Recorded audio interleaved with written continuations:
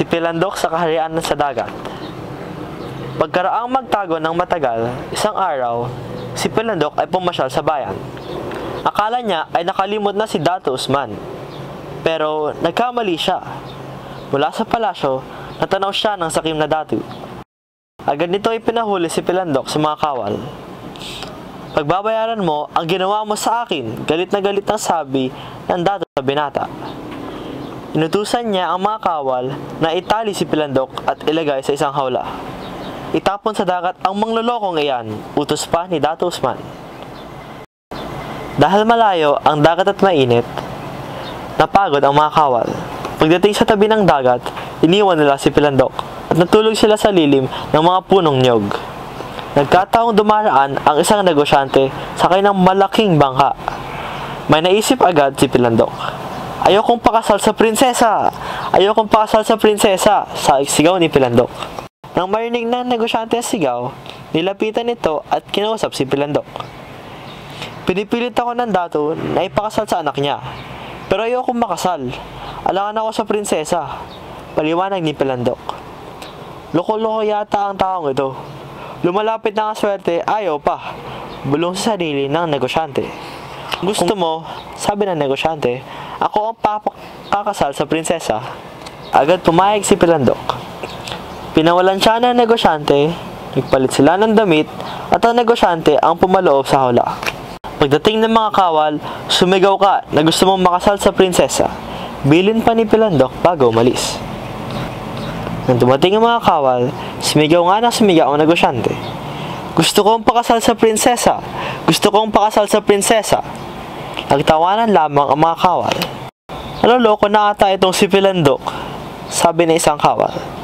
Agad nila itinapon sa dagat ang kawawang negosyante. Pagkaraan ng ilang araw, bumalik sa palasyo si Pilandok. Pilandok? Ikaw nga ba si Pilandok? Tanong ng datu. Opo, mahal na datu, sagot ng binata.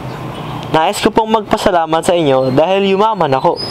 Pinaliwanag ng binata na noong itinapon siya sa dagat, bumagsak siya sa isang kaharian.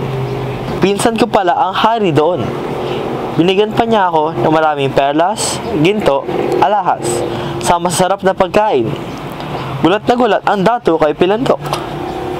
Ayaw sanang maniwala ng datu, pero dahil hindi nalunod si Pilandok, ay naniwala na rin siya. Kinukumbida nga pala kayo ng pinsan ko sa kanyang kaharian, sabi pa ng binata. Lalong nanlaki ang mga mata ng datu sa sinabi ni Pilandok. Pupunta tayo ngayon sa dagat para malaman kung totoo ang sinasabi mo. Agad nagpahanda ng isang malaking hawla ang datu sa kanyang mga kawal. Dating sa dagat, agad tumalon at sumisid si Pilandok. Nang lumitaw siya, isang malaking perlas ang kanyang hawak. Nabibigay po sa inyo ng pinsan ko, sabi ni Pilandok sa datu. Nanlaki ng gusto ang mga mata ng datu.